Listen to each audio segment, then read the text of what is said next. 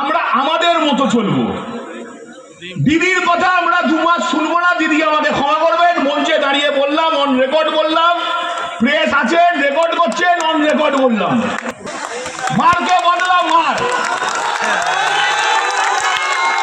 আমি এখানকার বিজেপির নেতাদের বলছি, উত্তরপ্রদেশ, বিহারে, উড়িষ্যায় আমাদের বাঙালিদের মারা হচ্ছে বাংলায় কথা বলার জন্য।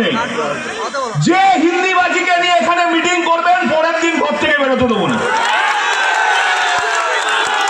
দেখবেন যত চোরটা, রেপুটেড চোরটা, সেগুলো ভারতীয় জনতা পার্টি করে। আপনার এলাকারও দেখবেন যত গাঁজাখোর, মদ বিক্রি করে, চুল্লুর ঠেক চালায়, রেপুটেড চোর ভারতীয় জনতা পার্টি।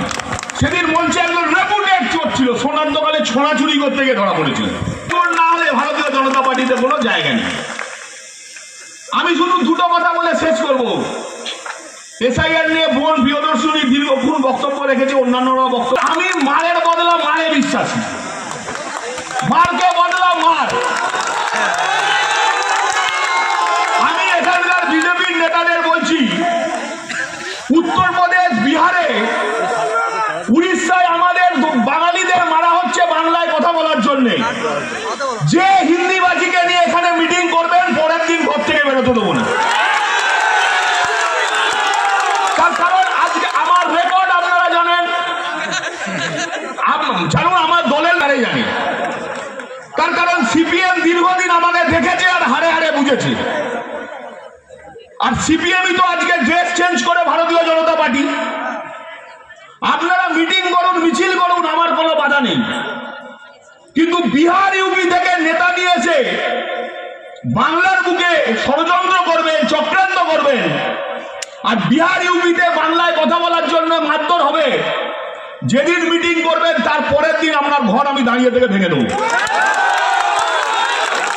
আমি 2021-এ দিদি আমাকে বারণ করেছিলেন বলে আমি ছেড়ে দিয়েছিলাম।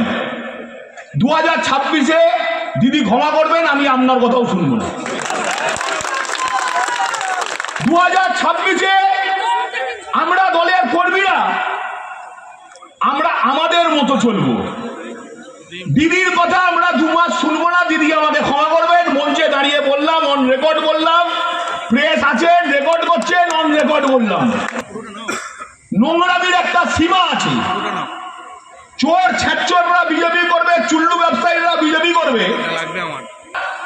আর চুরি ছিনতাই তো দূরের কথা, জ্যান্ত এই মাটিতে কবর দেবো, মাইক ধরে বলে গেলাম।